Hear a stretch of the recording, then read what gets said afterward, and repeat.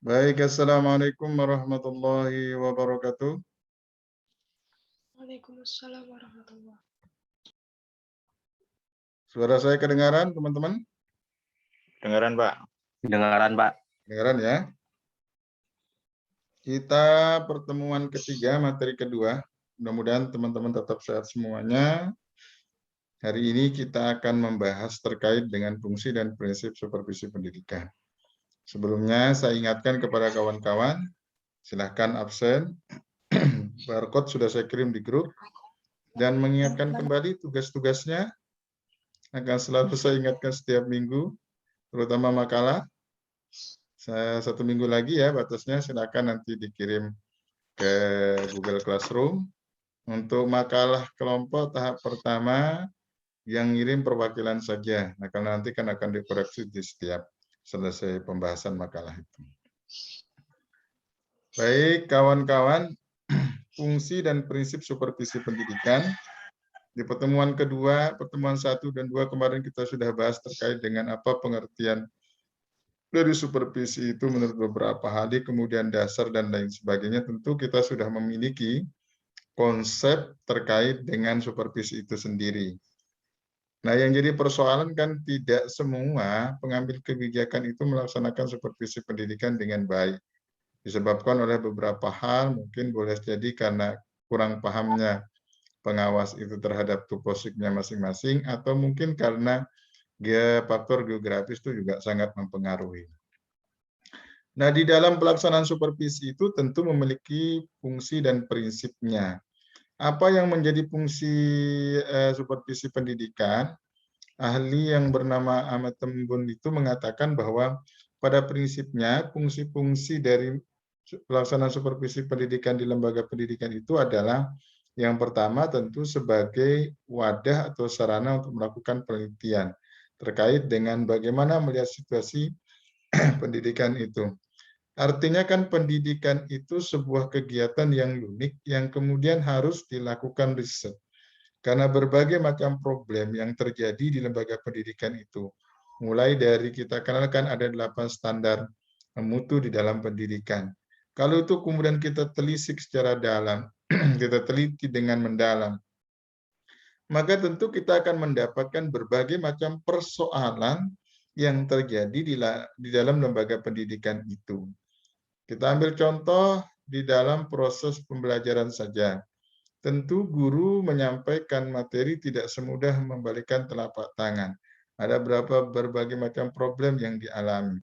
Saya kira kawan-kawan yang kemudian berprofesi sebagai guru juga mengalami itu. Bagaimana kesulitan kita beradaptasi dengan anak, kesulitan kita berkomunikasi dengan anak, kesulitan anak beradaptasi dengan temannya, kesulitan anak untuk menyesuaikan dengan kondisi iklim belajar itu sendiri. Itu satu contoh kecil hal-hal situasi pendidikan yang kemudian bisa kita telisik secara mendalam. Banyak sekali problem-problem yang dialami oleh guru itu sendiri di dalam melaksanakan proses pembelajaran. Karena suka tidak suka, guru itu kan sebagai ujung tombak di dalam proses pembelajaran.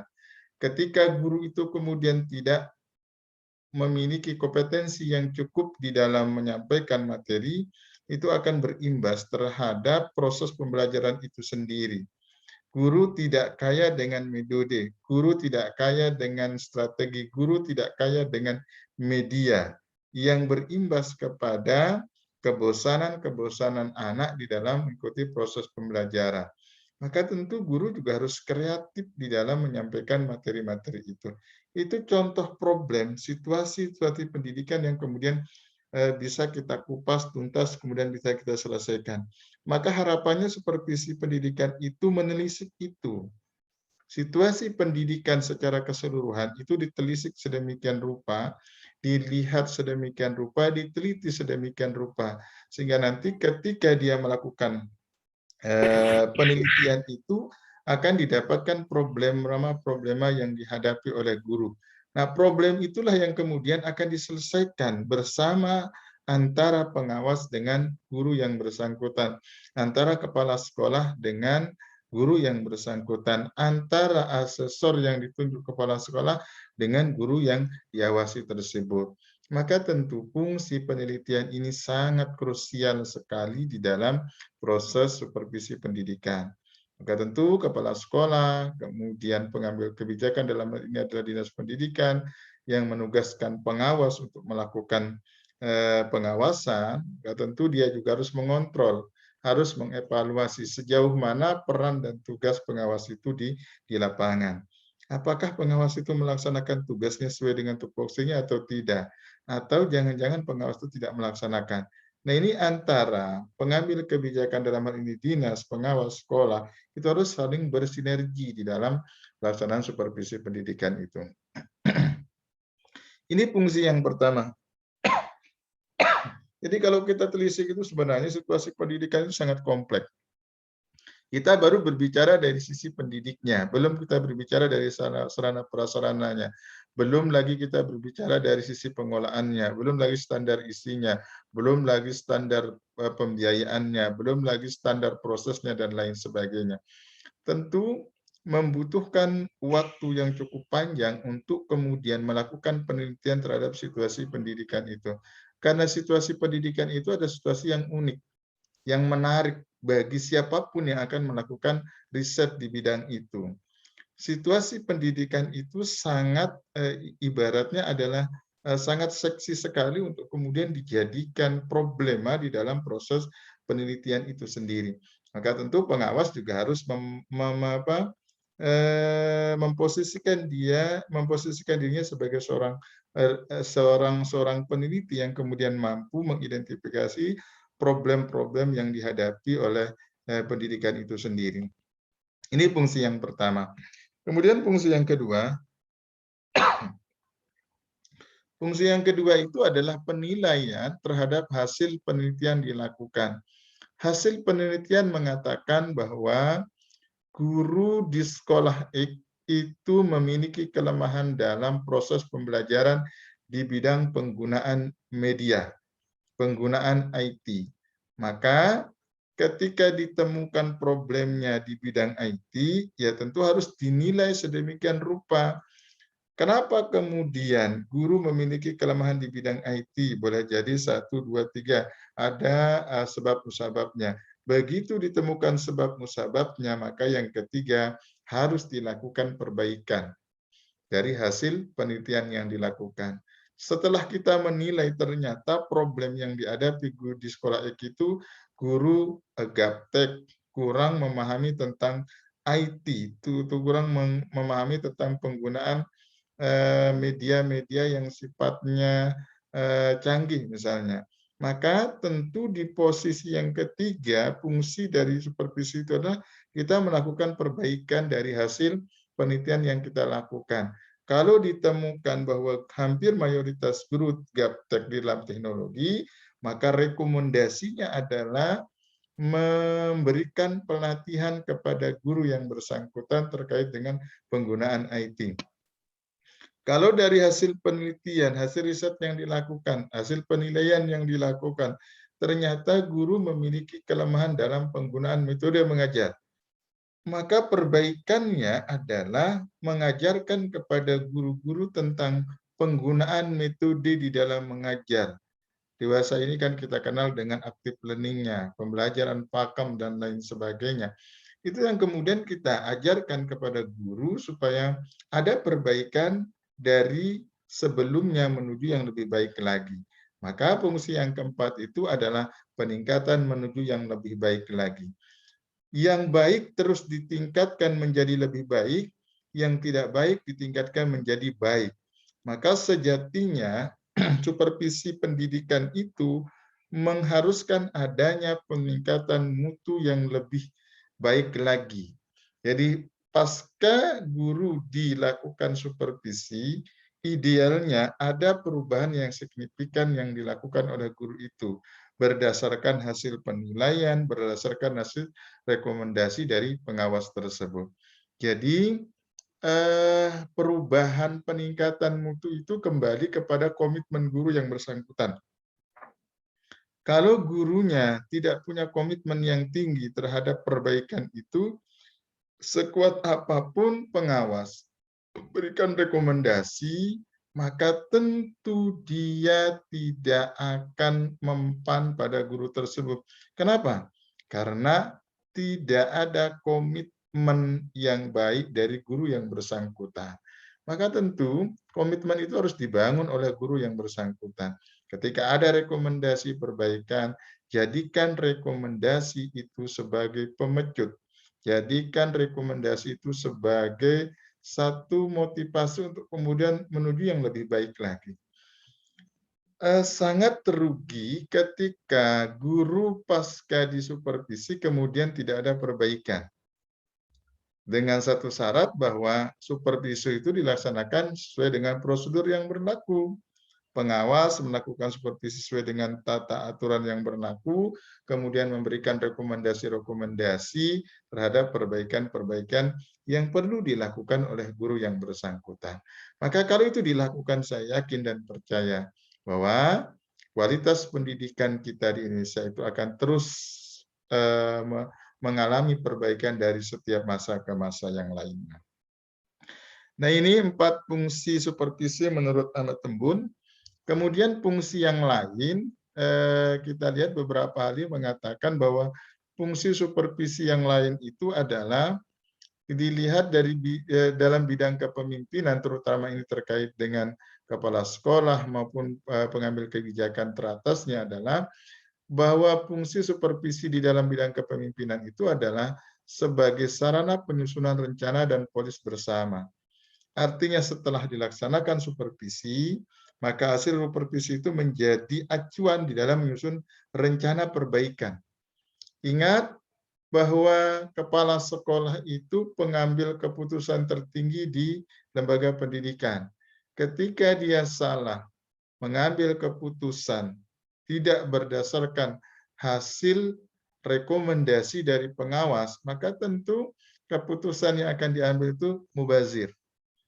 Saya contohkan begini, dari hasil supervisi yang dilakukan pengawas, rata-rata guru lemah di penggunaan IT, rata-rata guru lemah dalam penguasaan media pembelajaran. Ternyata kepala sekolah tidak melakukan diskusi dengan pengawas dan pengawas tidak memberikan rekomendasi kepada kepala sekolah, sehingga kebijakan yang diambil kepala sekolah itu bertolak belakang dengan keinginan guru tadi yang seharusnya dilaksanakan workshop terkait dengan penggunaan media atau teknologi. Ternyata kepala sekolah merencanakan workshop terkait dengan pengembangan kurikulum. Ini kan tidak sinkron dan tidak nyambung. Maka tentu diharapannya di dalam bidang kepemimpinan bahwa supervisi itu berfungsi untuk menyusun rencana dan polis bersama. Bentar ya, saya sedikit gangguan sedikit.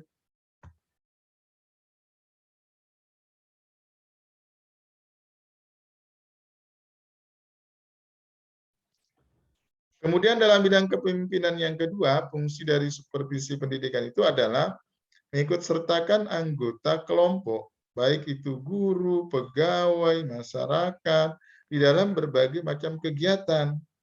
Artinya supervisi itu sejatinya adalah melibatkan seluruh anggota yang ada di lembaga pendidikan tersebut.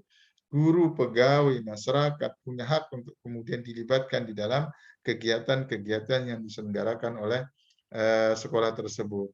Ending dari supervisi itu adalah memberikan rekomendasi kepada sekolah yang pada nantinya sekolah akan mengambil kebijakan terkait dengan kegiatan-kegiatan apa yang harus dilaksanakan pasca pelaksanaan supervisi itu.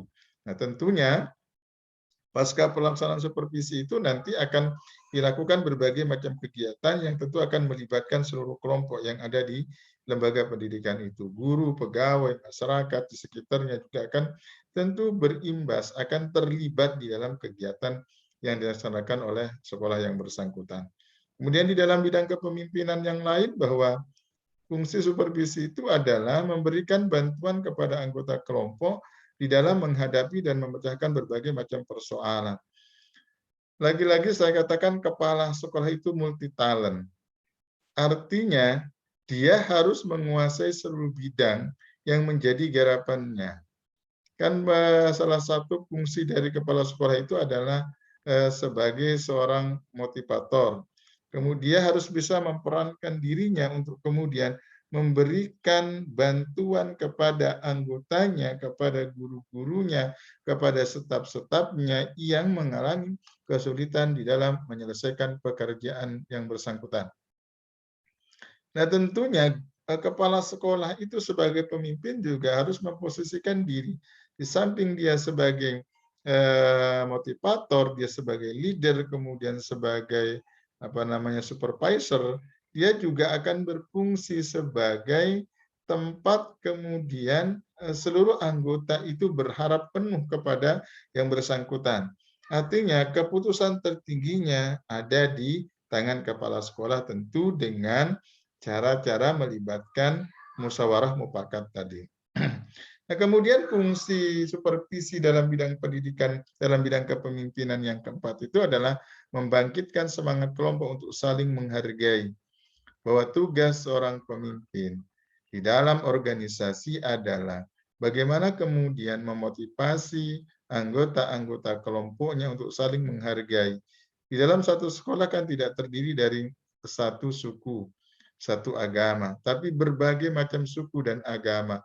Perbedaan latar belakang itu yang kemudian kalau tidak dikelola dengan baik akan menjadi sumber konflik. Perbedaan latar belakang agama, sosial, budaya itu rentan dengan konflik-konflik. Maka tentu kepala sekolah dalam hari ini pemimpin, kepemimpinan itu harus memposisikan diri dia sebagai penyemangat bagi anggotanya untuk saling menghargai bahwa Bhinneka Tunggal Ika itu menjadi harus dilaksanakan di lembaga pendidikan. Berbeda-beda tapi tetap menjadi satu. Kita berlatar belakang dari suku yang berbeda, tapi tetap menjadi keluarga besar dalam sekolah IK. Kita berlatar belakang berbeda dengan agama, tapi kita menjadi satu kesatuan menjadi keluarga besar sekolah IK misalnya.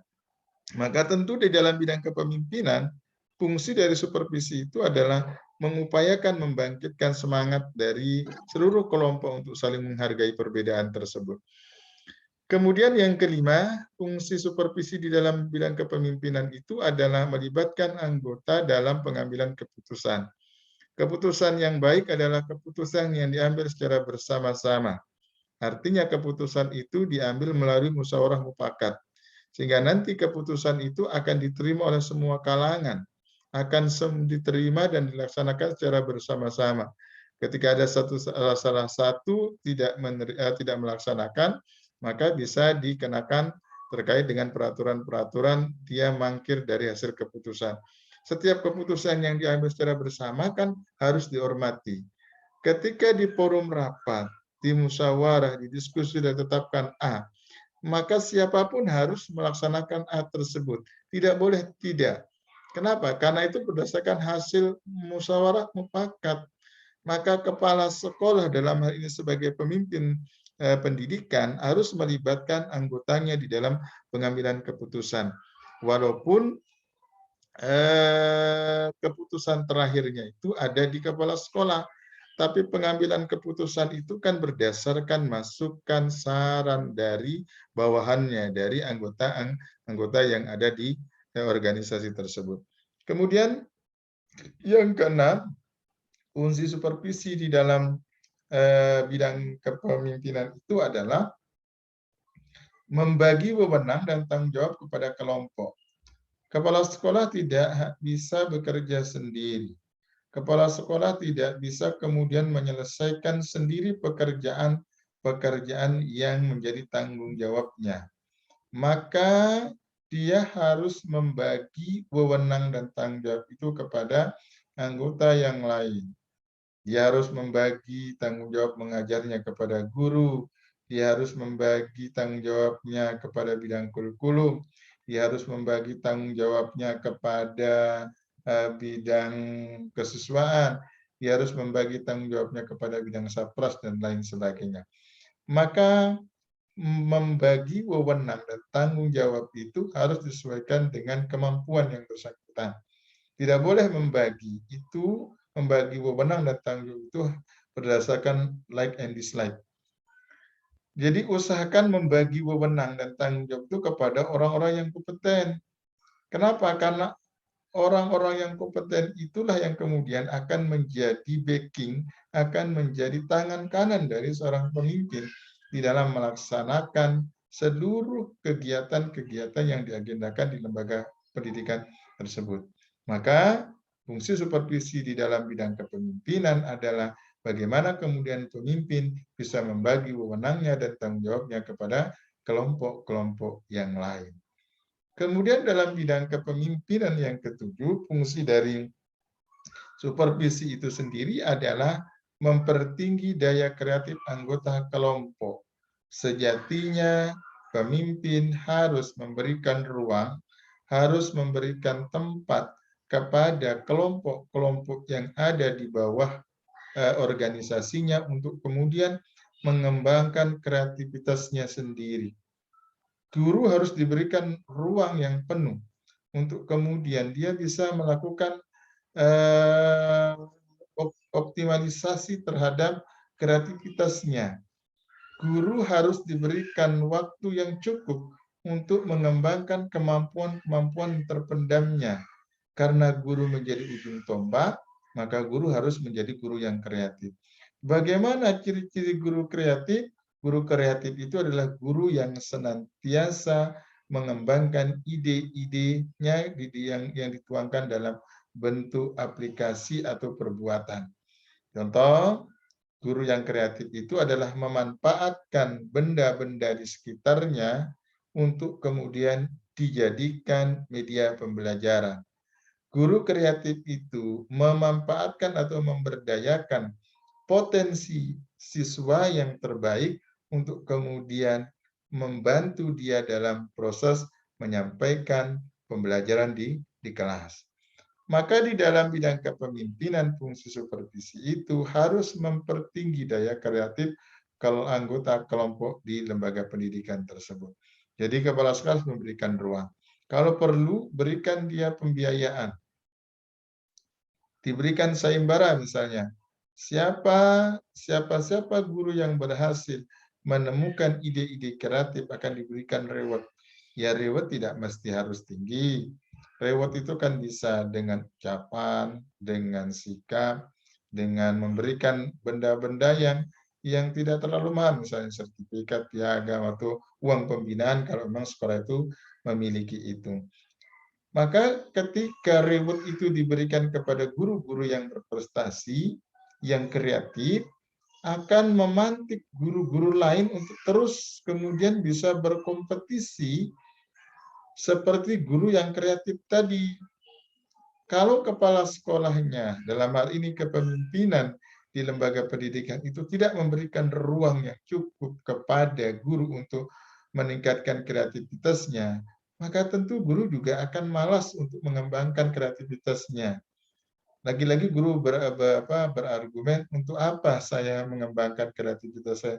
Toh tidak ada reward yang diberikan oleh sekolah. Apa bedanya saya dengan guru yang lain? Saya mati-matian mengembangkan kreativitas, sementara guru lain juga tidak mengembangkan. Tidak ada proses pemberian. Kalau diberikan reward itu, nanti pasti akan kelihatan perbedaannya. Guru-guru yang lain juga akan kemudian termotivasi untuk mengembangkan dirinya, untuk meningkatkan kualitas dirinya, mengembangkan kreativitas yang dia miliki.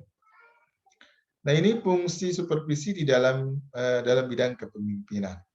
Kemudian di dalam bidang yang lainnya dalam hubungan kemanusiaan, maka fungsi supervisi itu adalah, belum bergerak.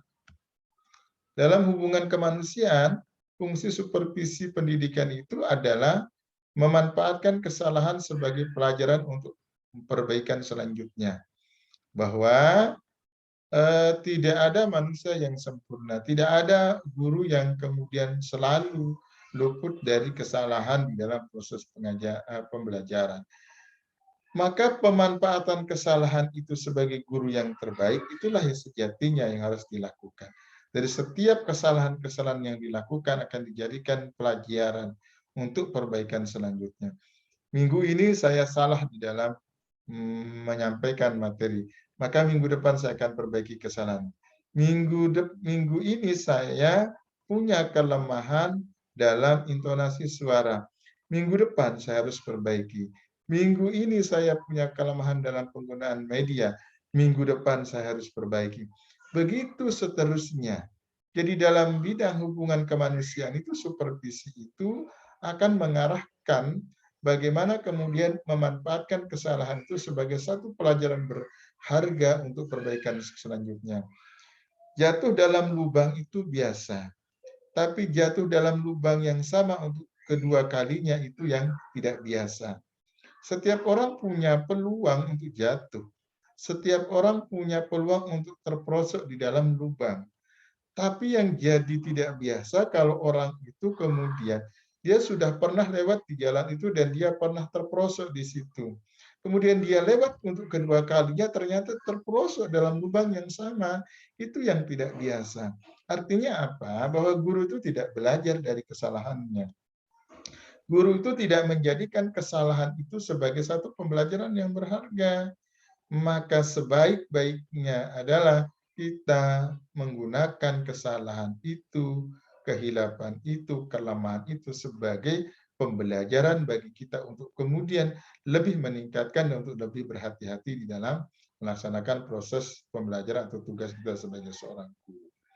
Kemudian dalam hubungan kemanusiaan yang kedua, fungsi dari supervisi pendidikan itu adalah membantu mengatasi kekurangan yang dihadapi anggota kelompok.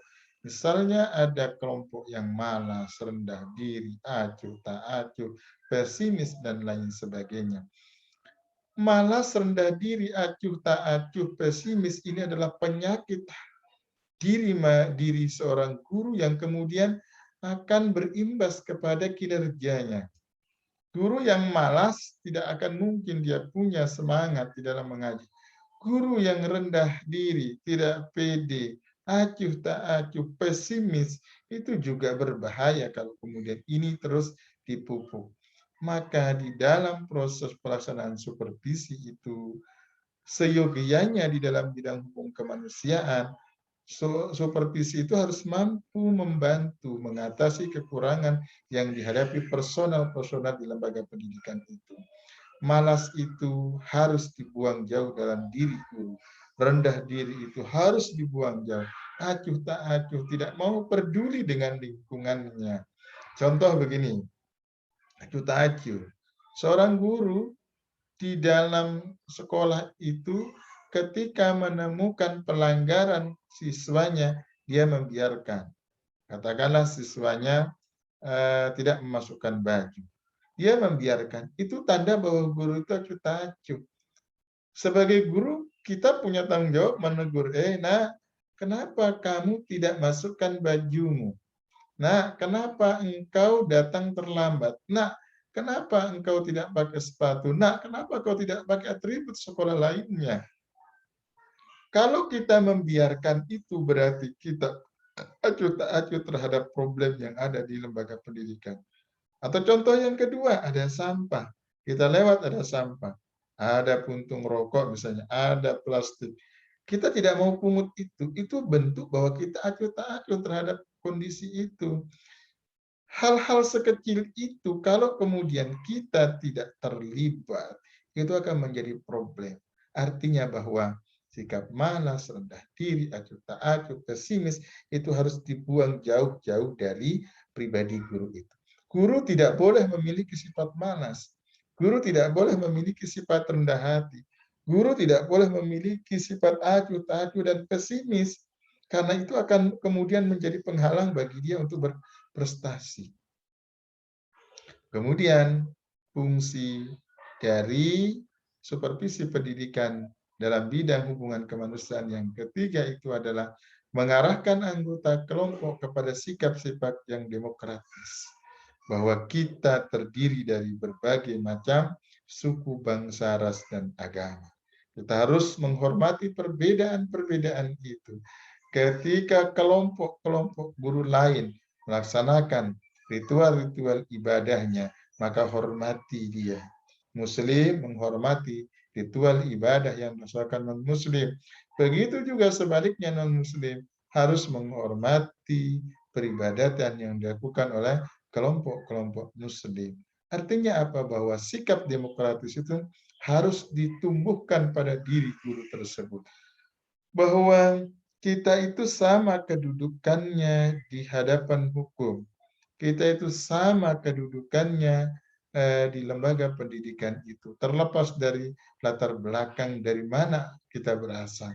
Kita adalah satu kelompok yang punya tujuan yang sama, yaitu mewujudkan tujuan pendidikan yang telah dirumuskan sebelumnya. Kemudian yang keempat, di dalam hubungan kemanusiaan, supervisi pendidikan itu berfungsi untuk memupuk rasa saling menghormati di antara sesama anggota kelompok.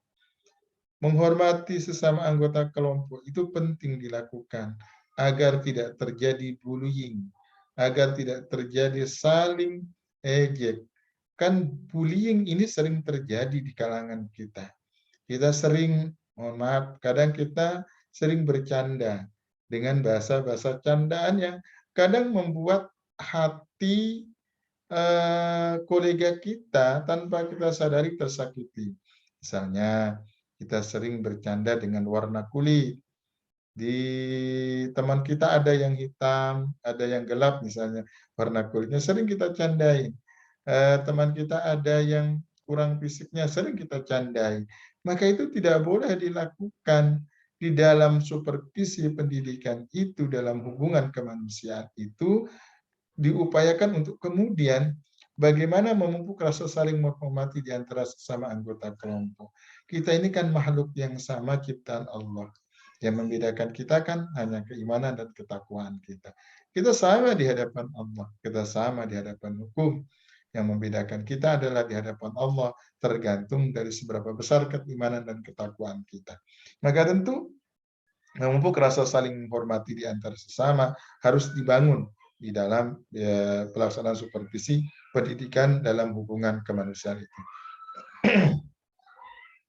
Kemudian yang kelima, fungsi dari supervisi pendidikan dalam hubungan kemanusiaan itu adalah menghilangkan rasa curiga mencurigai antara anggota kelompok. Ini penting. Rasa curiga itu terjadi karena kita tidak saling mempercayai dan saling menghormati. Kita terlalu posesif dengan orang lain. Jangan-jangan selalu kata jangan-jangan itu. Jangan-jangan dia membicarakan saya. Jangan-jangan dia membicarakan kejelekan saya. Jangan-jangan dia menggunjing tentang diri saya. Kita terlalu posesif dengan orang lain. Maka hilangkan rasa saling mencurigai itu. Kita ini kan dalam organisasi itu ibarat satu tubuh. Yang satu anggota tubuh merasakan sakit, tentu anggota tubuh yang lain juga akan merasakan. Kita lihatlah anatomi tubuh kita. Tangan kita yang sakit, yang luka, semua badan akan merasakan sakit. Kaki kita yang terluka, semua seluruh anggota badan akan merasakan sakit. Seyogianya di dalam organisasi sekolah itu mengharuskan seperti itu. Jadi jangan saling mencurigai. Kita itu satu keluarga, satu batang tubuh yang diikat oleh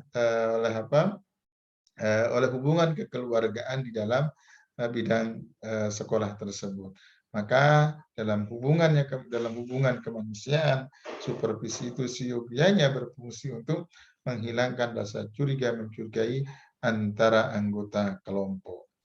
Kemudian di dalam bidang pembinaan proses, fungsi supervisi itu adalah mengenal masing-masing pribadi anggota kelompok, baik kelemahan maupun kelebihan masing-masing.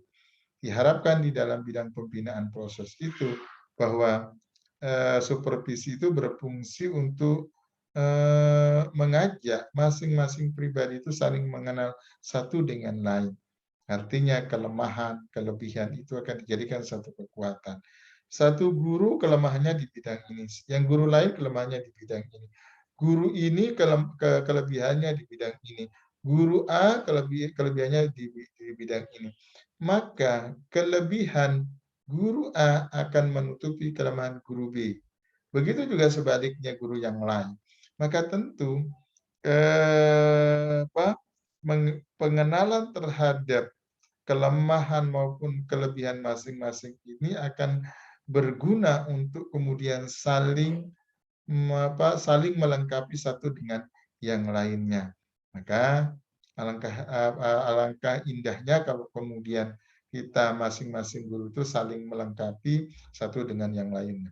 Kemudian dalam pembinaan proses yang kedua, fungsi dari supervisi itu adalah memelihara sikap saling mempercayai antara sesama anggota dan pimpinan. Ingat, kalau bawahan sudah tidak percaya dengan pimpinan, maka pimpinan tidak akan mampu memimpin dengan baik. Kalau sudah ada saling tidak kepercayaan antara pemimpin dengan bawahan, alamat lembaga pendidikan itu tidak sehat. Maka hindari itu. Jadi di dalam proses pembinaan proses, supervisi itu harus memelihara sikap itu. Pimpinan itu suka tidak suka adalah bagian terpenting dalam lembaga pendidikan itu. Bawahan, guru, staf, suka tidak suka adalah bagian terpenting di dalam sekolah tersebut. Maka harus bersinergi antara pemimpin dengan bawahan. Tidak boleh kemudian kalau bawahan itu jalan sendiri. Tidak boleh juga pimpinan itu jalan sendiri. Jadi harus saling menghargai, saling mempercayai. Kalau sudah sikap saling mempercayai antara sesama anggota dan pimpinan itu terpupuk dengan baik, maka lembaga pendidikan itu dikategorikan lembaga pendidikan yang sehat. Artinya apa? Dia mampu melaksanakan seluruh program-program kerja yang akan dilaksanakan. Kalau sudah saling mencurigai tadi, saling tidak percaya, sebaik apapun program yang akan dilaksanakan kepala sekolah, tapi karena tidak didukung oleh anggotanya, maka mustahil itu akan bisa berjalan. Begitu juga sebaliknya, sebaik apapun program yang dilaksanakan oleh guru, kalau tidak ada dukungan dari pimpinannya, maka juga tidak akan bisa berjalan. Tidak ada dukungan dari anggota yang lainnya, maka juga tidak akan bisa berjalan dengan baik.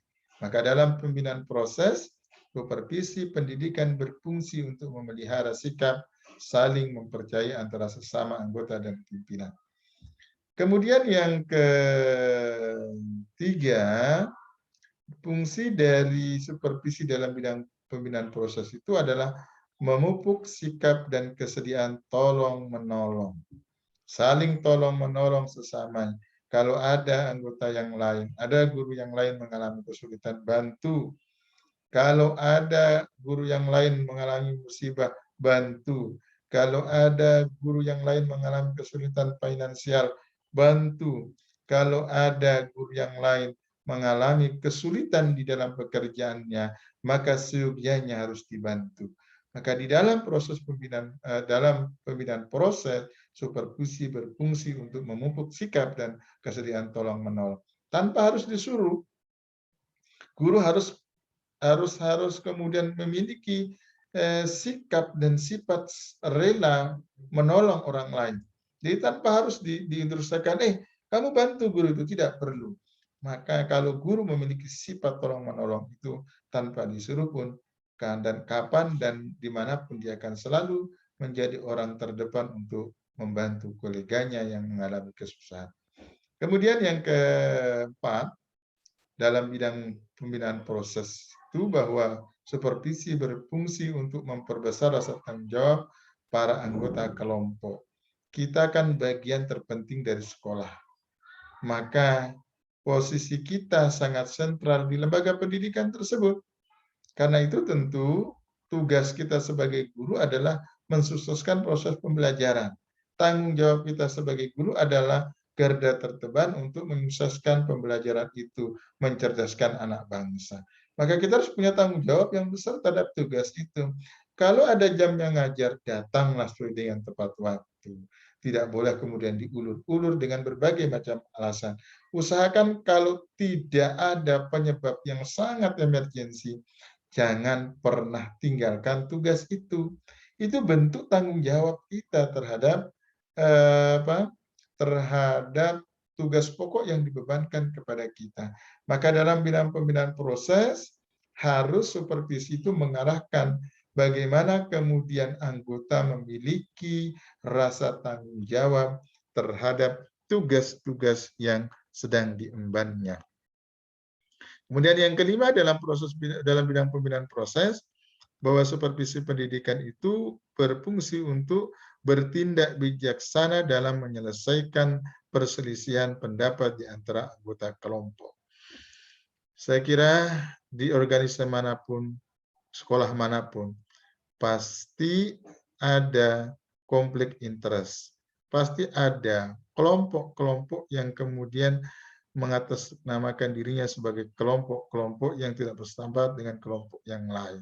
Maka tentu supervisi itu harus menyelesaikan perselisihan itu. Kalau dalam satu sekolah itu terjadi friksi seperti itu, terjadi kelompok, terjadi perselisihan, alamat sekolah tersebut tidak akan mampu melaksanakan proses pembelajaran dengan baik. Karena pasti kalau terjadi friksi itu, nanti ujungnya dislike tadi, tidak suka.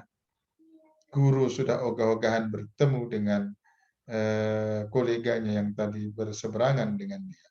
Maka di dalam pembinaan proses, sebaiknya supervisi pendidikan itu harus menyelesaikan perselisihan pendapat yang terjadi di antara kelompok tersebut. Kemudian yang keenam, dalam bidang pembinaan proses itu, fungsi dari supervisi pendidikan itu adalah menguasai teknik memimpin rapat dan pertemuan-pertemuan lainnya. Jadi supervisi itu diarahkan bagaimana kemudian nanti seorang pimpinan atau guru-guru diajarkan tentang bagaimana memimpin rapat dan pertemuan-pertemuan lain. Karena tidak selamanya kepala sekolah itu kemudian nanti punya kesempatan untuk selalu menghadiri kegiatan-kegiatan yang bisa saja dia diwakilkan kepada guru-guru yang lain, kepada kolega-kolega yang lain. Nah, ini fungsi supervisi pendidikan dalam bidang pembinaan proses. Kemudian fungsi supervisi dalam bidang administrasi personal itu adalah memiliki personil yang memiliki syarat dan kecakapan yang diperlukan untuk suatu pekerjaan. Artinya dalam bidang administrasi, stressing dari fungsi dari supervisi itu adalah bagaimana kemudian mengarahkan personil itu nanti memiliki syarat-syarat dan kecakapan yang diperlukan di dalam pelaksanaan pekerjaannya. Tentunya dalam bidang administrasi ini kan pekerjaannya banyak sekali. Karena itu nanti supervisi itu diarahkan bagaimana kemudian personil itu memiliki kecakapan di dalam bidang pekerjaan. Jangan dianggap remeh TU, tenaga administrasi itu. Karena tanpa keberadaan mereka, kita sebagai guru juga tidak akan bisa melaksanakan pembelajaran dengan baik. Apalagi kita kan sudah banyak sekali pekerjaan. Karena administrasi yang lainnya harus disiapkan oleh bidang personil tadi, bidang administrasi personal tadi.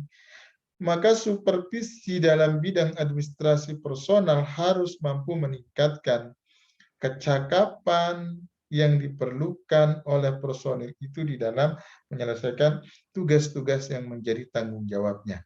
Kemudian yang kedua, dalam bidang administrasi personil itu bahwa fungsi dari supervisi itu adalah menempatkan personil pada tempat dan tugas sesuai dengan kecakapan dan kemampuannya masing-masing. Tidak boleh menempatkan personil administrasi itu serampangan, asal comot tanpa mempertimbangkan kemampuan, skill yang dia miliki.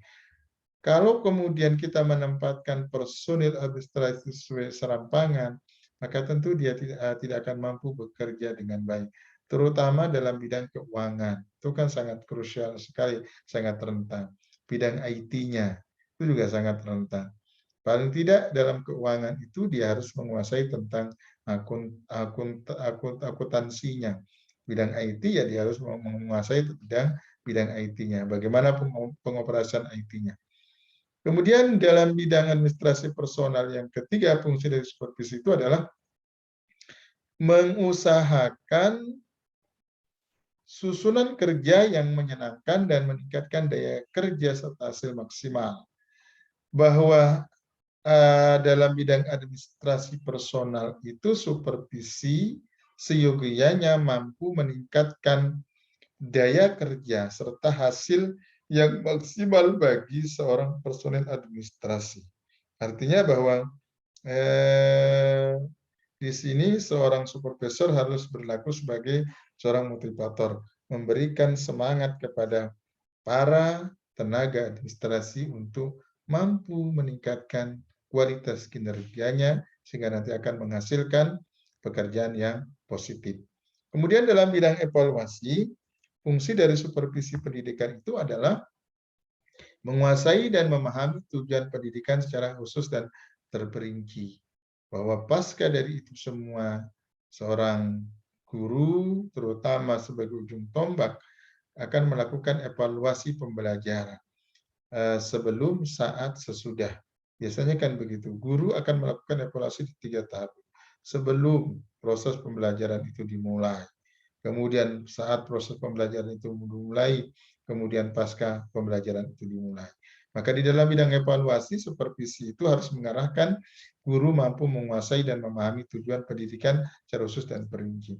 Kemudian yang kedua, dalam bidang evaluasi, fungsi dari supervisi itu adalah menguasai dan memiliki norma-norma atau ukuran yang akan digunakan sebagai kriteria penilaian. Guru harus harus memiliki kemampuan dalam penilaian itu. Harus memiliki patokan-patokan atau norma-norma di dalam proses penilaian itu. Nah, ini tentu menjadi tugas PR terberat bagi seorang pengawas, seorang supervisor, seorang kepala sekolah di dalam mengajarkan guru-gurunya terkait dengan norma-norma atau ukuran-ukuran yang akan digunakan di dalam proses evaluasi pembelajaran itu. Kemudian yang ketiga, dalam bidang evaluasi pendidikan, dalam evaluasi, fungsi dari supervisi pendidikan itu adalah menguasai teknik-teknik pengumpulan data untuk memperoleh data yang lengkap, benar, diakui menurut norma-norma yang ada. Guru harus melakukan itu semuanya. Hingga kemudian ketika dia mampu mengumpulkan data yang baik terkait dengan siswanya, ya tentu nanti dalam analisisnya dia tidak akan salah. Kelemahan guru selama ini adalah tidak memiliki bank data, tidak memiliki kemampuan untuk mengidentifikasi problem yang dihadapi siswanya, tidak memiliki data-data yang akurat terhadap pelanggaran-pelanggaran yang dilakukan siswanya, tidak memiliki data yang akurat terkait dengan prestasi yang dimiliki oleh siswanya. Sehingga nanti ketika siswanya berproses, diproses oleh wali kelas, oleh kesiswaan, guru tersebut tidak punya data. Guru tersebut mengatakan si fulan tidak pernah mengikuti pembelajaran saya, tapi tidak ada data yang mendukung terkait dengan itu. Nah, ini salah satu kelemahan kita sebagai seorang guru, walaupun tidak semua. Ada beberapa guru yang mungkin punya bank data yang cukup terkait dengan proses pembelajaran yang dia lakukan. Kemudian yang keempat, dalam bidang evaluasi, fungsi dari supervisi itu adalah menafsirkan dan menyimpulkan hasil penilaian sehingga dapat digambarkan tentang kemungkinan-kemungkinan untuk mengadakan perbaikan. Yang perlu dilakukan guru pasca evaluasi itu adalah analisis penilaian. Kenapa kemudian si fulan dapat A? Kenapa si fulan dapat B? Kenapa si fulan tidak lulus? Padahal soalnya menurut si guru itu adalah mudah. Nah, tentu akan dilakukan penilaian, dilakukan penafsiran dari hasil penilaian tersebut. Ini beberapa fungsi dari supervisi pendidikan, baik dari sisi pendapatnya Ahmad Tembun, kemudian dalam bidang kepemimpinan, dalam bidang hubungan kemanusiaan, dalam bidang pembinaan proses, dalam bidang administrasi personal, dan dalam bidang evaluasi. Oke, sampai di sini ada yang mau bertanya, berkomentar, kita diskusi sebelum kita lanjutkan pada prinsip supervisi. Silakan.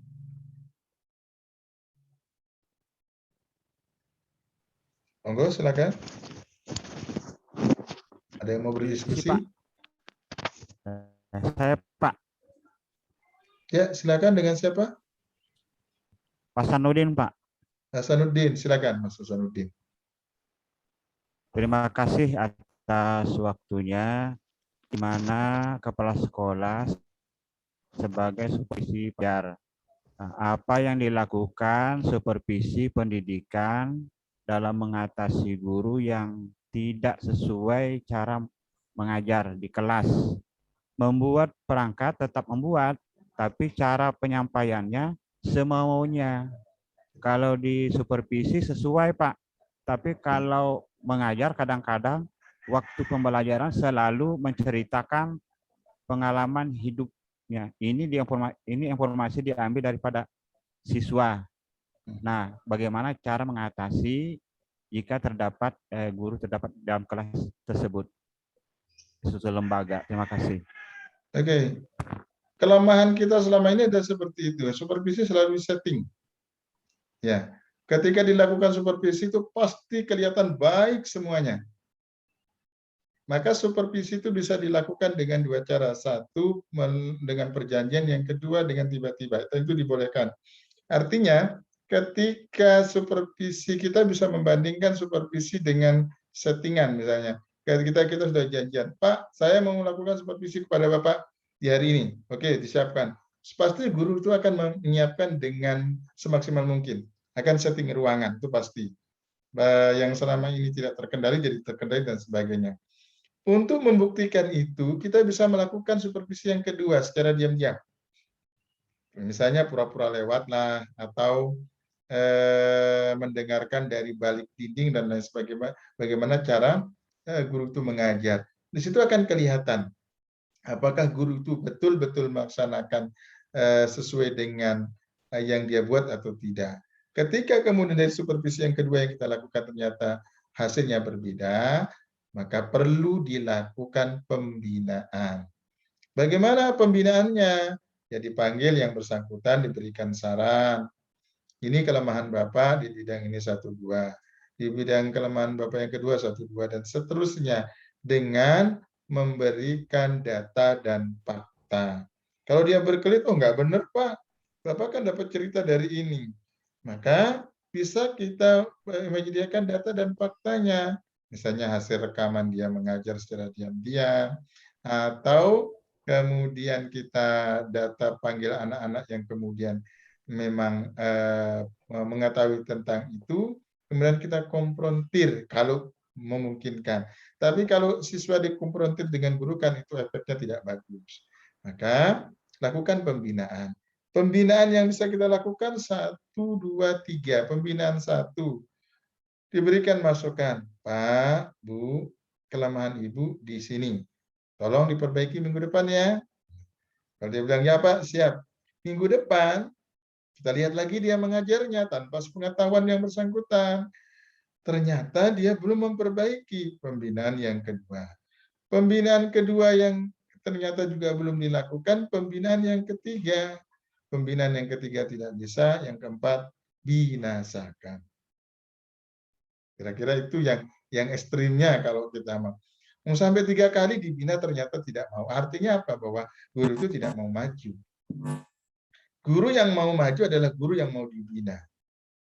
Nah, problemnya begini. Apakah kepala sekolah, pengawas melakukan pembinaan? Saya selalu ragu dengan itu. Kenapa? Karena saya juga pelaku. Saya sering disupervisi oleh pengawas, sering disupervisi oleh kepala sekolah, tapi tidak pernah ada pembinaan. Selalu nilainya baik-baik. Saya kira tidak ada yang orang guru itu yang nilainya selalu baik-baik, nggak ada. Ada sisi lemahnya. Nah, ini yang harus kita jelaskan kepada guru. Bapak sisi lemahnya di sini. Bapak sisi lemahnya di sini. Saya jadi guru itu mulai tahun 2002 sampai sekarang. Saya tidak pernah dikoreksi oleh pengawas maupun kepala sekolah. Nah, ini yang selalu menjadi problem kita.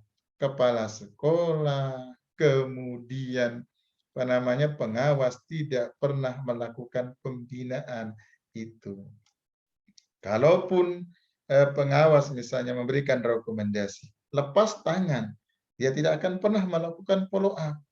Yang diharapkan kan pasca memberikan saran itu adalah follow up-nya. Apakah benar guru tersebut memperbaiki atau tidak? Atau jangan-jangan tidak? Atau jangan-jangan terus jangan-jangan kata-kata jangan-jangan. Maka lakukan pembinaan secara rutin. Saya yakin dan percaya kalau kepala sekolah melaksanakan tugasnya dengan baik, pengawas melaksanakan tugasnya dengan baik, yakinlah sebebal apapun guru itu akan tetap berubah. Tidak mungkin tidak. Kenapa? Karena kita manusia yang punya akal. Kita bukan hewan. Kita manusia yang punya akal, yang akal itu bisa diajak berbicara logis. Ketika sudah akal itu berbicara logis, pasti akan masuk setiap saran itu. Lakukan pembinaan secara rutin, Mas Hasanuddin. Kalau kepala sekolah sungkan misalnya, ternyata gurunya sudah sepuh nih, seniornya, gunakan teman sejawat yang punya kedekatan emosional dengan guru yang bersangkutan. Pasti adalah teman sejawatnya. Panggil teman sejawat. Bu, tolong saya berikan masukan-masukan kepada si Ibu Pulan atau Bapak Pulan. Dia punya kelemahan di ini. Dia kelemahan di 1, 2, 3, kelemahan-kelemahan. Saya nggak sungkan memberikan masukan. Karena mungkin dari sisi usia saya lebih muda dari beliau, kemudian beliau lebih senior, apalagi yang bersangkutan misalnya guru kita, atau dosen-dosen kita yang pernah ngajar kita. Kemudian, moso iyo murid mensupervisi dosennya misalnya. Itu kan selalu yang ada dalam benak kita. Tapi kita tetap kerja profesional. Satu, lakukan pembinaan secara rutin. Kalau kemudian yang kedua, yang pertama tidak berhasil, maka yang ketiga itu adalah memberikan peringatan secara tertulis 1, 2, dan 3. Kalau sampai tertulis 2 dan 3, 1, 2, 3 tidak diindahkan, maka boleh memberikan surat pemutusan hubungan kerja. Apalagi kalau guru kontrak itu peluangnya sangat mudah sekali. Itu Pak Hasanuddin. Ya, terima kasih Pak. Oke, thank you. Assalamualaikum Pak. Waalaikumsalam, silakan Mas Imam. Ya, jadi tadi disampaikan apabila ada guru yang berprestasi, katakan seperti itu, diberikan sebuah reward. Tapi sebaliknya apakah efisien jika yang kurang berprestasi dikasih punishment?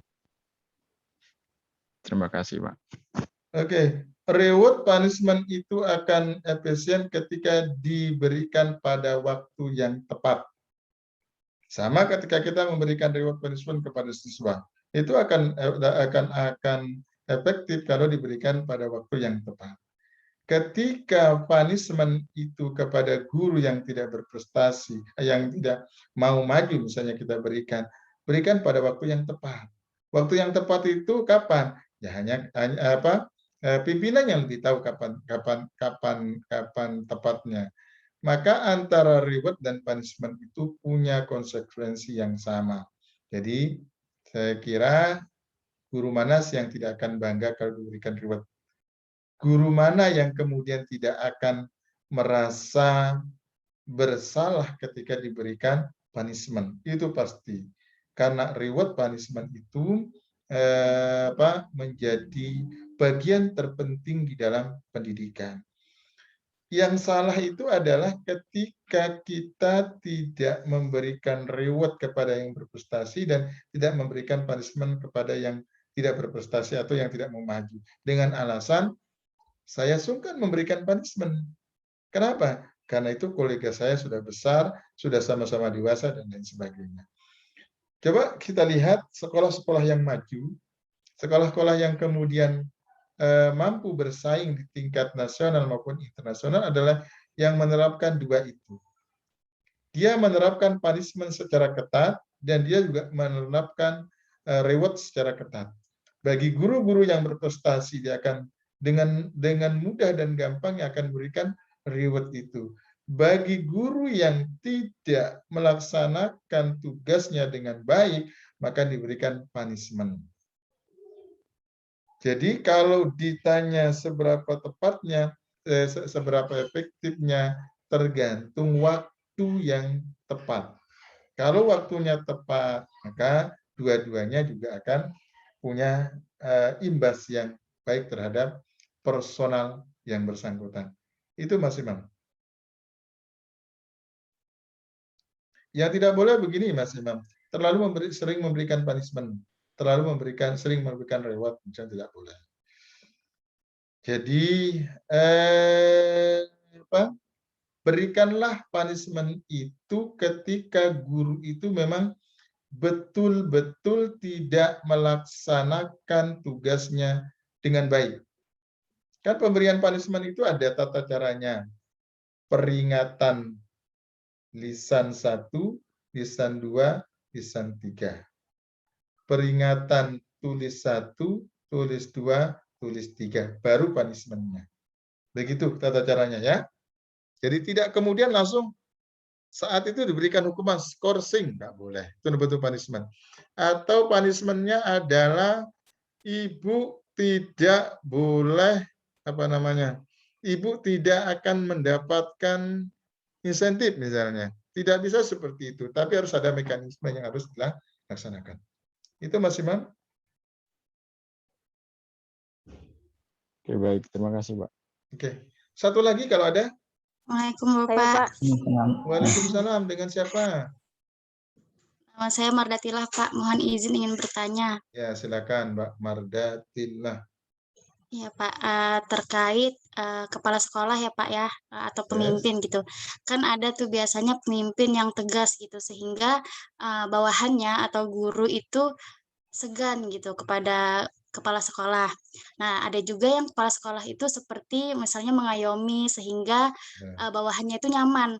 Nah, maka sikap idealnya itu yang seperti apa Pak menjadi pemimpin atau kepala sekolah itu?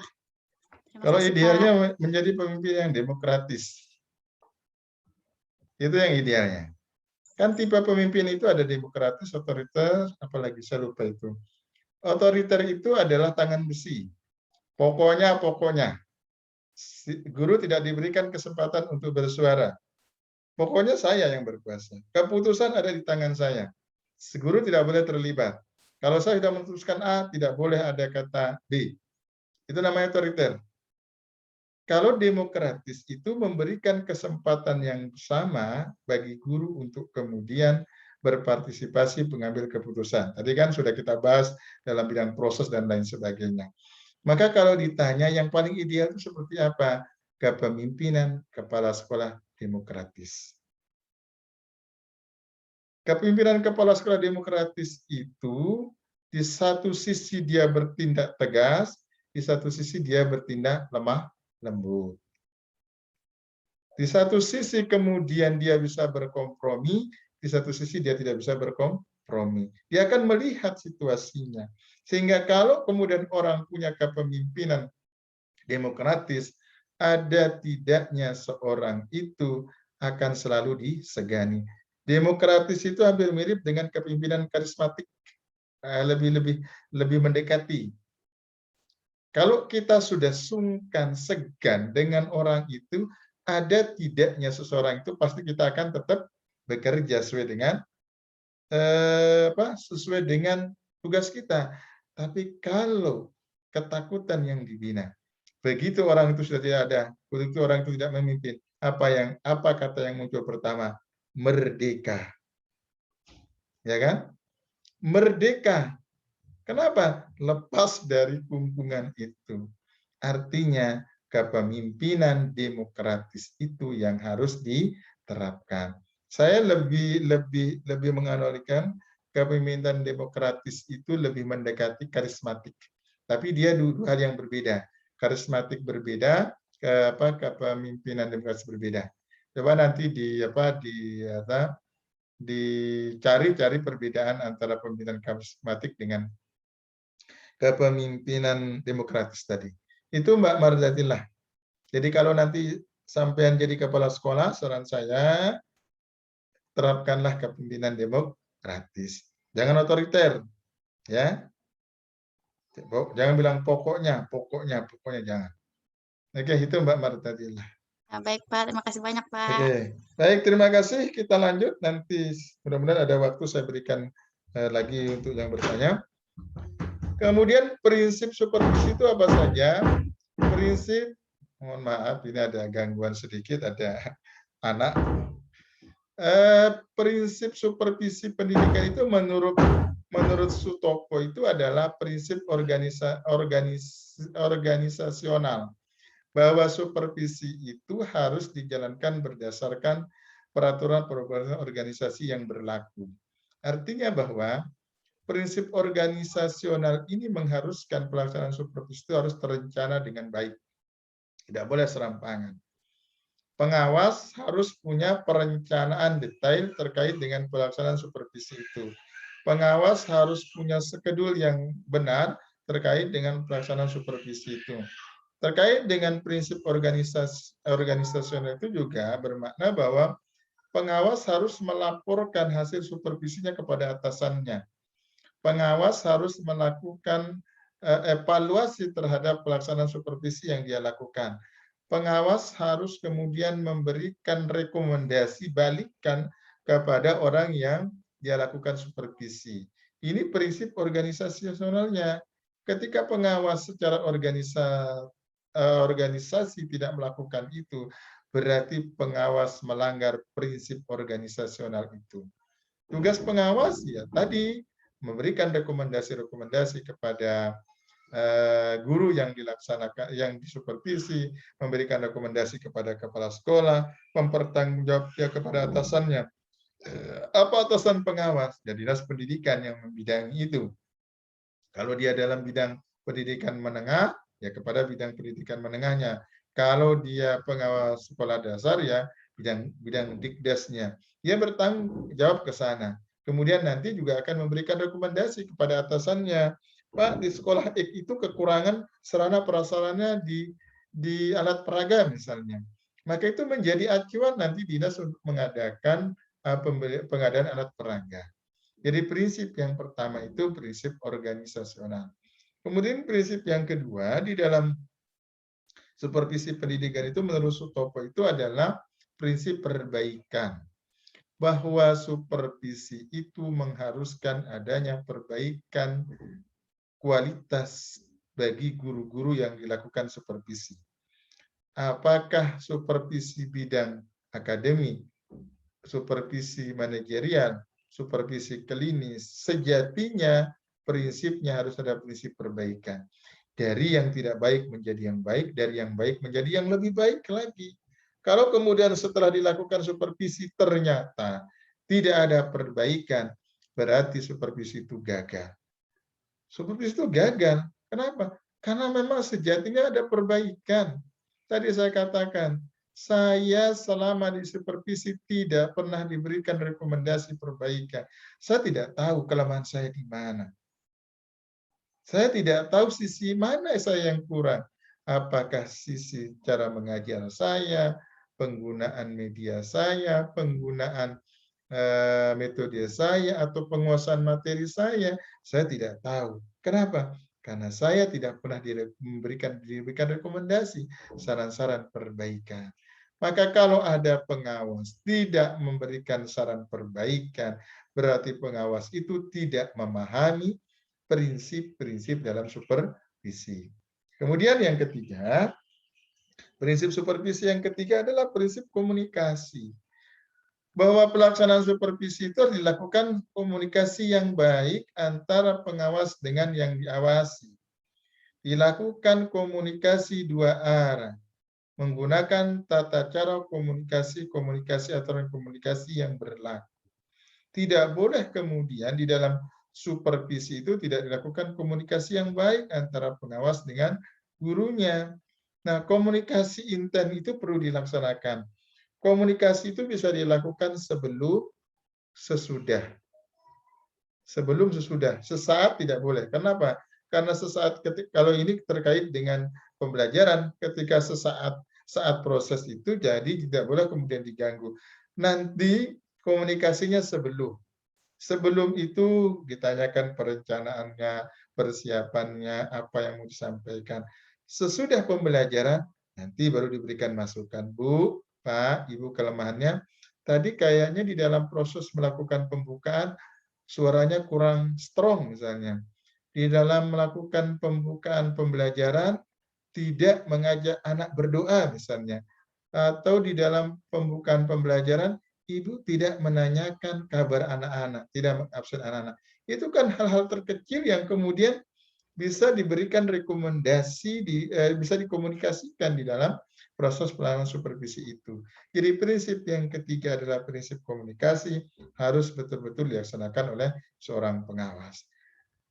Yang diawasi juga harus proaktif melakukan komunikasi. Tanya, Pak, kelemahan saya di mana? Bu, kelemahan saya di mana? Bu, bagaimana tadi saya mengajar? Maka pengawas harus jujur. Harus kemudian jujur, berkata jujur ketika memang dalam penyampaian materinya misalnya guru tersebut tidak begitu menguasai, sampaikan, Bu, mohon maaf, Ibu tadi tidak begitu menguasai materi. Saya lihat di RPP Ibu yang harus Ibu sampaikan itu simpangan baku, ternyata yang Ibu sampaikan simetris misalnya. Nah, itu contoh-contoh komunikasi yang harus dilakukan seorang pengawas dengan yang diawasi. Kemudian prinsip yang keempat menurut Sutopo itu adalah prinsip pencegahan. Bahwa supervisi itu mengharuskan ada pencegahan penyimpangan yang dilakukan oleh guru pada sebelum dan sesudah proses pembelajaran. Kan sejatinya tadi ada perbaikan. Perbaikan itu akan dilakukan ketika kemudian ada pencegahan terlebih dahulu yang dilakukan oleh pengawas itu sendiri. Kemudian prinsip yang kelima menurut Sutopo itu adalah prinsip pengendalian. Bahwa supervisi sejatinya akan mengendalikan kualitas dari guru yang bersangkutan. Bagaimana kemudian 4 kompetensi guru itu harus betul-betul dikendalikan. Kompetensi profesional, kompetensi pedagogik, kompetensi kepribadian, dan kompetensi sosial. Itu harus betul-betul dikendalikan dengan cara melakukan supervisi. Bagaimana kita akan tahu kualitas kompetensi pedagogik guru? Kita tidak pernah melakukan supervisi. Bagaimana kita akan bisa menilai guru memiliki kompetensi profesional yang baik? Kita tidak pernah melakukan supervisi. Bagaimana kita akan bisa menilai kompetensi pribadi dan kompetensi sosial guru, sementara kita tidak pernah melakukan supervisi pendidikan? Maka sejatinya prinsip supervisi pendidikan harus mampu mengendalikan kualitas guru yang bersangkutan. Kemudian prinsip yang keenam adalah prinsip objektif. Penilaiannya apa adanya. Tidak direkayasa. Dalam penilaian supervisi itu hindarkan like in dislike. Like-nya dihindarkan, dislike-nya apalagi. Mohon maaf, kita kan sering, ya terutama saya yang sering melakukan supervisi terhadap guru-guru muda itu yang sering ada kedekatan emosional dengan saya. Kita sering kumpul bareng, sering diskusi bareng. Tentu secara kedekatan emosional mereka dekat dengan saya. Maka ketika saya melaksanakan tugas saya sebagai asesor pendamping dalam pelaksanaan supervisi tersebut, ya saya harus melakukan penilaian objektif. Tidak boleh berdasarkan like tadi, suka tadi, dan tidak suka, apalagi tidak suka. Yang like saja tidak boleh, apalagi dislike. Karena pasti hasilnya tidak akan objektif, tapi subjektif.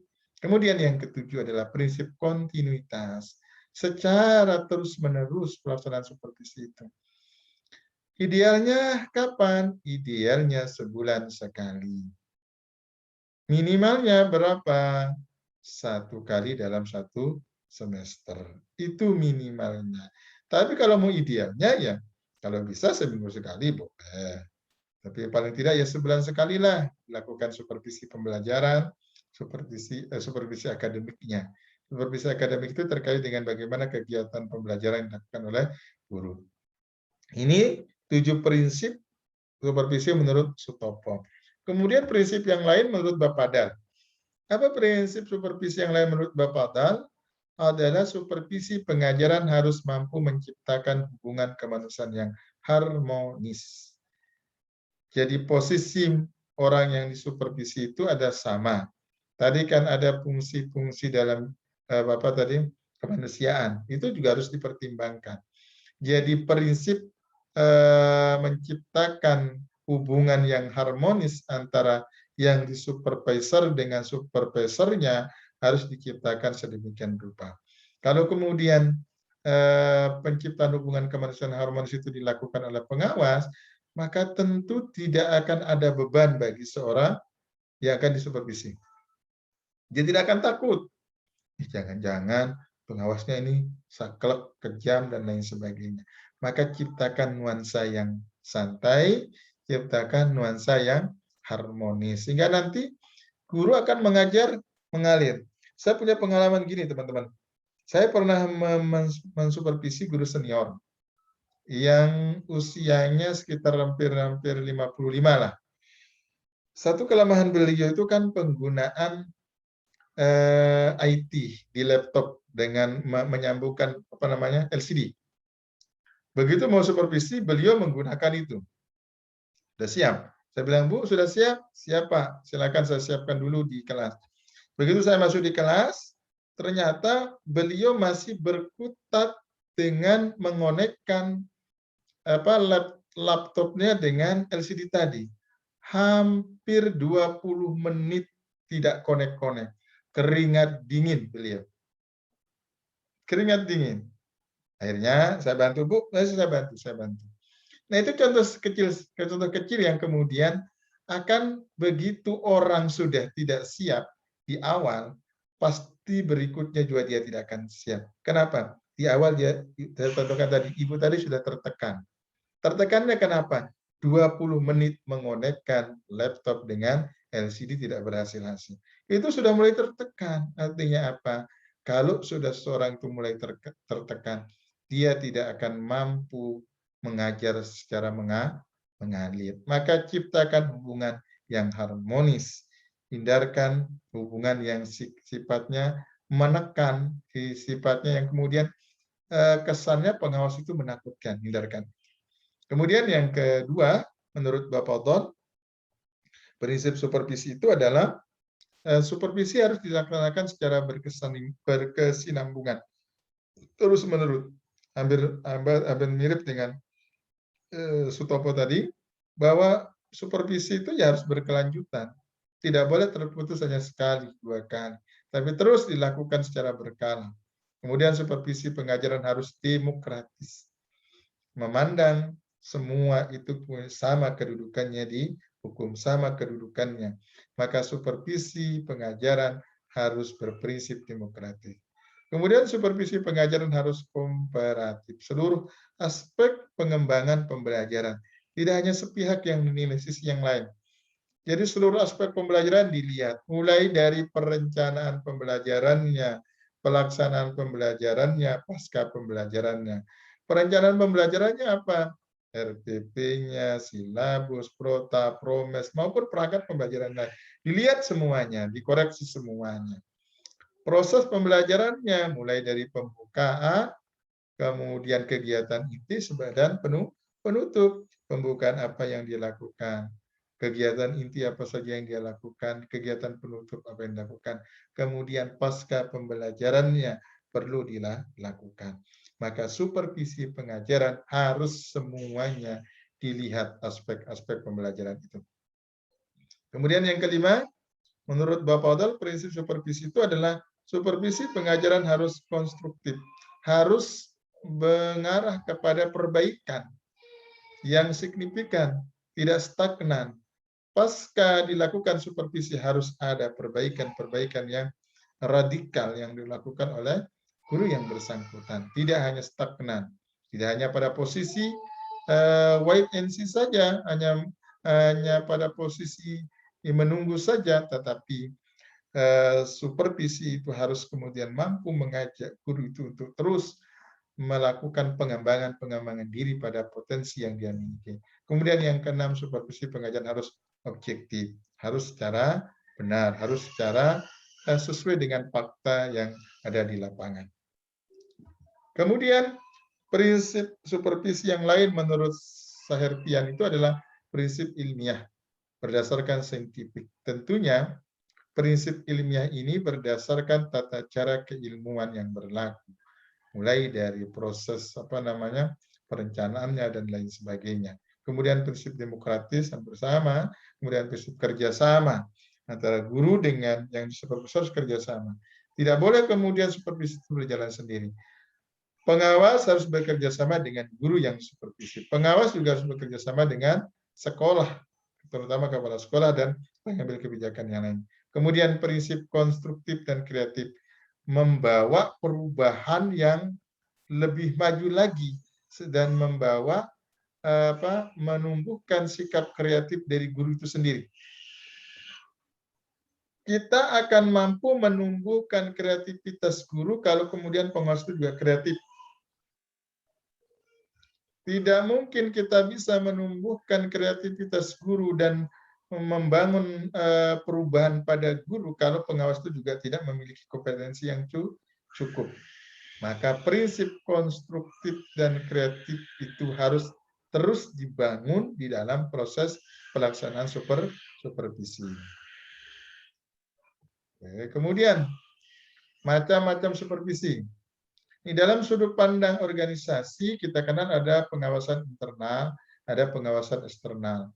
Pengawasan internal itu apa? Ya pengawasan yang dilakukan oleh guru oleh sekolah itu sendiri dengan melibatkan beberapa guru yang diangkat sebagai asesor pendamping. Kepala sekolah sebagai pengawas internal. Kemudian pengawasan eksternal itu melibatkan orang luar. Pengawasan eksternal itu bisa saja melibatkan asesor. Kalau di SMK itu kita sering melibatkan dunia usaha, dunia industri namanya. Saya ngajar di SMK 1 itu, kami kerjasama dengan PT PAMA, kemudian KPC, kerjasama dengan PT MKN, yang kemudian itu menjadi pengawas eksternal terkait dengan kompetensi di bidang-bidangnya. PAMA kita bekerja sama di bidang akuntansi dengan dengan otomasi perkantoran misalnya. MKN kita kerjasama di bidang TKJ-nya. Nanti PAMA itu kemudian sesekali ke sekolah untuk kemudian melakukan pengawasan eksternal terkait dengan bagaimana proses kompetensi yang diinginkan oleh PT PAMA misalnya. Bagaimana kompetensi yang diinginkan oleh PT MKN misalnya. Sehingga kemudian dilakukan kolaborasi antara pengawas eksternal itu untuk kemudian melakukan supervisi terhadap proses pembelajaran di bidangnya. Jadi dalam sudut pandang organisasi kita kenal supervisi itu ada supervisi internal, ada pengawasan internal, ada pengawasan eksternal. Kemudian dalam sudut pandang waktunya kita kenal ada pengawasan kontinu terus-menerus, ada pengawasan berkala, ada pengawasan temporer. Temporer itu sesaat, hanya sesekali. Berkala itu tidak terlalu sering. Yang kontinu yang paling penting.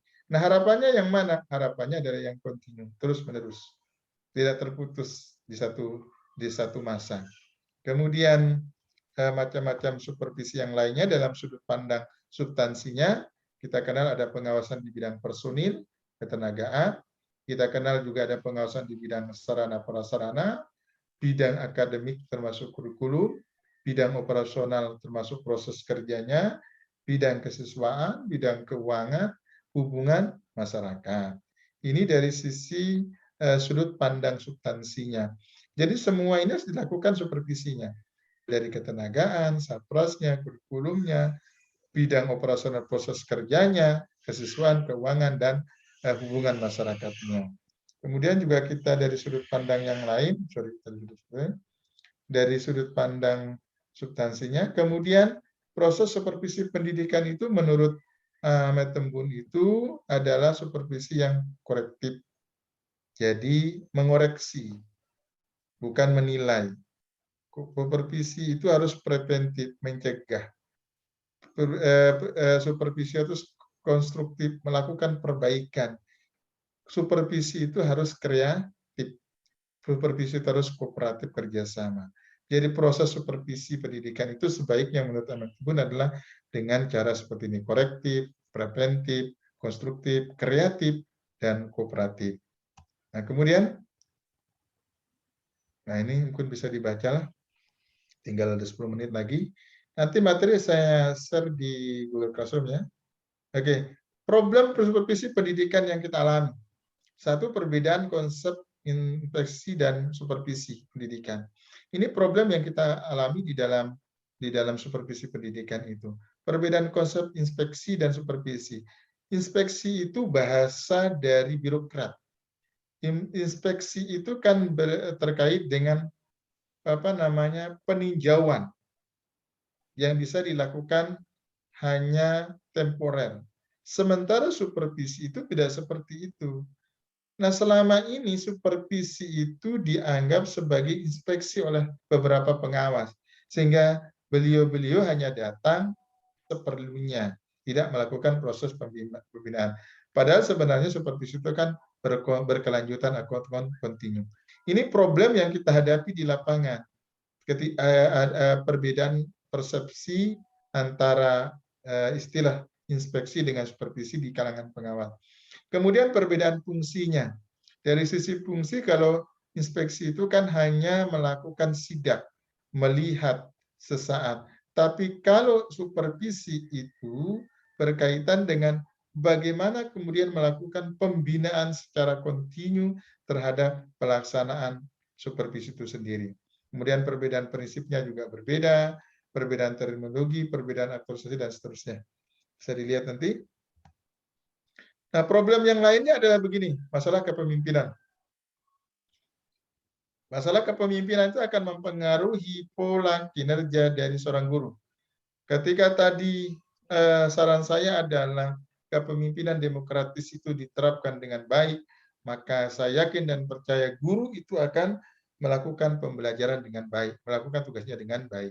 Tapi kalau pola kepemimpinan yang diterapkan adalah otoriter maupun pola yang lain, itu akan berpengaruh terhadap kinerja. Masalah proses itu juga problem kita di dalam supervisi. Masalah proses itu berkaitan dengan bagaimana kemudian pelaksanaan supervisi itu sendiri. Di Kutai Timur, pelaksanaan supervisi itu bisa dihitung jari. Kenapa? Terjadi dari hasil riset yang saya lakukan ketika saya waktu menyelesaikan S3 kemarin, salah satu bagian rumusan masalah saya adalah terkait dengan pelaksanaan supervisi.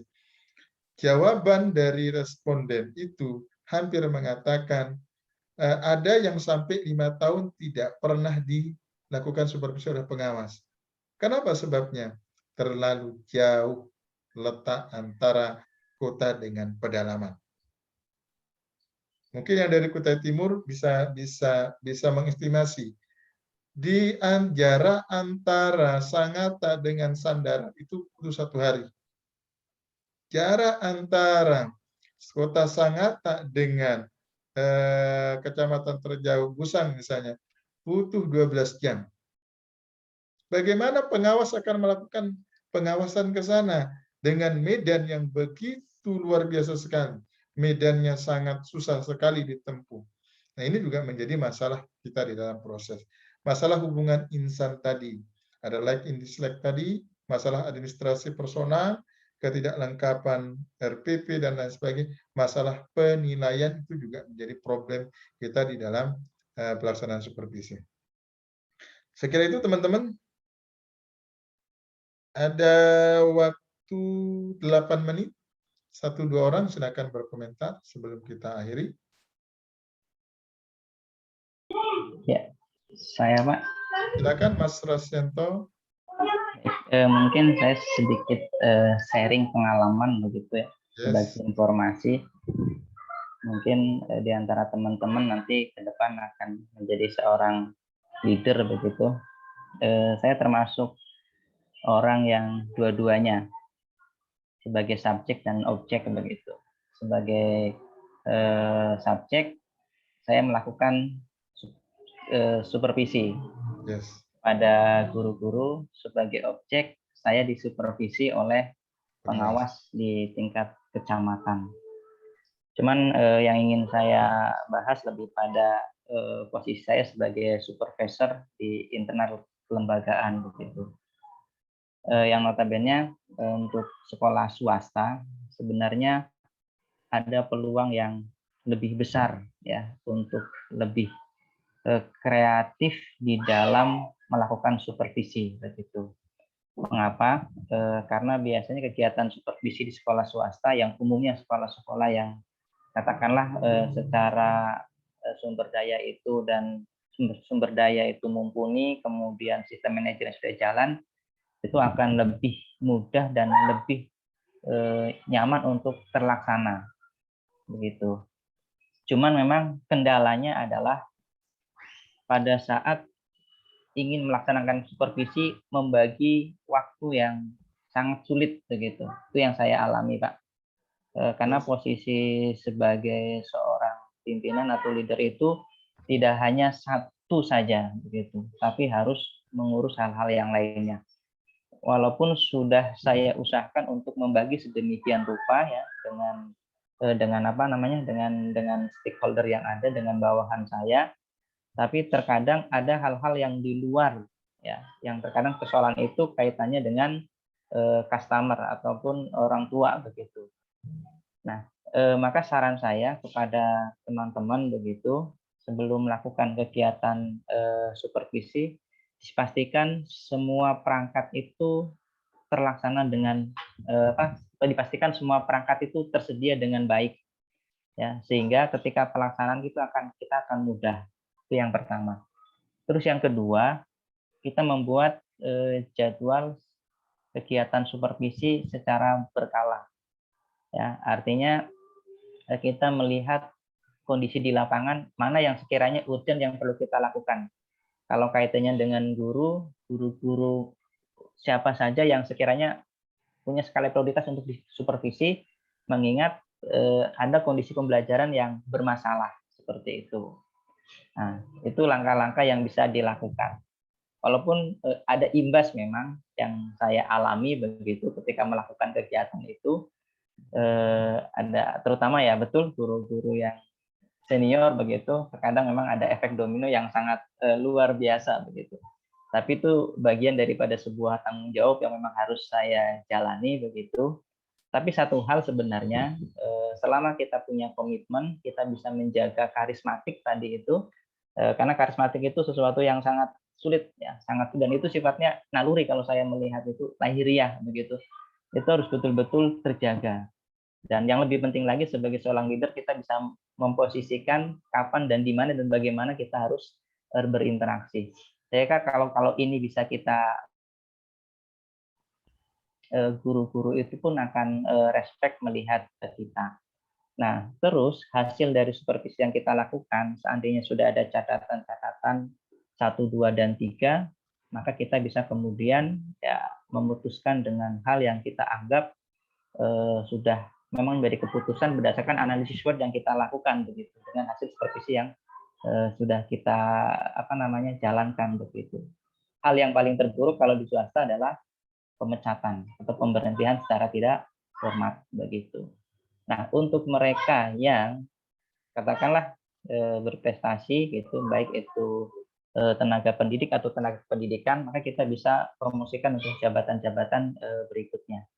Atau secara tunjangan bisa kita naikkan, atau secara gaji pun bisa kita tingkatkan. Barangkali itu sedikit pengalaman yang bisa saya sharing kepada teman-teman. Intinya sebenarnya tergantung bagaimana kita memposisikan sebagai seorang pemimpin dan bagaimana kita berinteraksi. Terima kasih, Pak, sebelumnya. Oke, terima kasih. Saya kira bagus sekali sharingnya. Nah, ini menjadi masukan bagi kita siapa. Tidak menutup kemungkinan teman-teman nanti akan punya posisi jabatan itu. Saya kira terima kasih Mas Rasyanto atas masukannya. Bapak Ibu, saudara-saudara, saya ingin tetap berlanjut, tetapi waktu yang tidak mengizinkan kita untuk berlanjut. Insya Allah kita sambung pada minggu depan. Kita 1 kali pertemuan lagi, baru nanti diskusi ya. Kelompok 1 atau kelompok 2, informasinya kelompok 1 di tanggal 9 itu tidak bisa. Akan bergeser di kelompok 2. Baik, saya mengingatkan kembali, terakhir, yang belum absen, silahkan segera absen. sebelum saya tutup prosesnya, kemudian mengingatkan kembali tugas-tugasnya Bapak Ibu. Semakin cepat Bapak Ibu kerjakan akan semakin mengurangi beban Bapak Ibu. Ya, saya kira itu. Begitu kan Mas Rasyanto, apalagi Mas Rasyanto punya beban yang sangat luar biasa, jadi subjek dan objek itu kan luar biasa sekali. Yes, terima kasih atas atensinya kawan-kawan semuanya. Saya bangga dengan Bapak Ibu semuanya.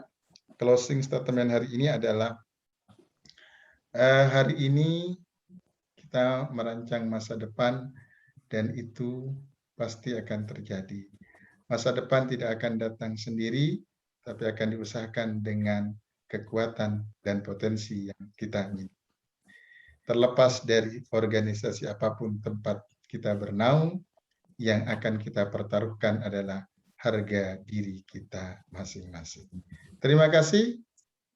See you tomorrow. Sampai jumpa pada pertemuan yang selanjutnya. Terima kasih. Saya akhiri. Assalamualaikum warahmatullahi wabarakatuh. Waalaikumsalam Waalaikumsalam warahmatullahi wabarakatuh. Thank you, sir. Thank you.